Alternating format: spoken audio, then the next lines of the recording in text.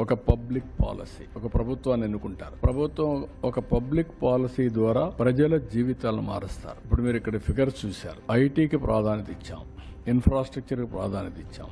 ఈరోజు తెలంగాణ రాష్ట్రం highest per capital income ఉంది బికాస్ ఆఫ్ దట్ పాలసీస్. ఈ రోజు మేము తీసుకునే పాలసీస్ కూడా లాస్ట్ టైం 48,000 కోట్ల రూపాయలు ఖర్చు పెట్టాం. ఏది ఇరిగేషన్, ఇక్కడ మాత్రం నీరు చెట్లో పెట్టాం, నరేగాలో పెట్టాం. 68,000 70,000 కోట్లు ఖర్చు పెట్టాం. దానివల్ల గ్రౌండ్ వాటర్ రీఛార్జ్ అయ్యింది. ఈ సంవత్సరం మీరు చూస్తే 65% యాజ్ ఆన్ టుడే రిజర్వాయర్ లో వాటర్ ఉండే పరిస్థితికి వచ్చింది. 35% మనం వాడే పరిస్థితికి వచ్చాం యాజ్ ఆన్ టుడే. అది పెద్ద సంపద. నెక్స్ట్ ఇయర్ కు జూన్ లోనే పంటకు నీళ్లు ఇస్తాం.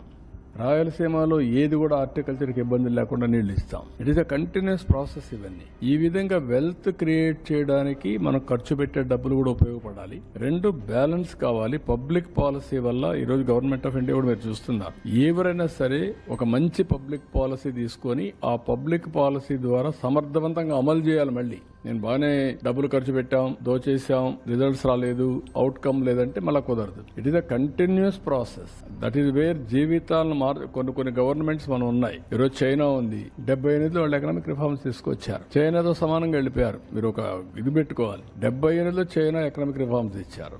అరౌండ్ 80s ఆ ప్రాంతంలో అనుకుంటాను. రెండు రష్యా పొలిటికల్ రిఫార్మ్స్ తీసుకొచ్చారు. That is also a public policy, this is also a public policy. China super power అయింది, రష్యా ఎక్కడికో వెళ్ళిపోయింది. వై? అప్పట్లో Russia is more powerful than China, equal to USA USSR. Russia versus to America. ఇప్పుడు Russia versus to China.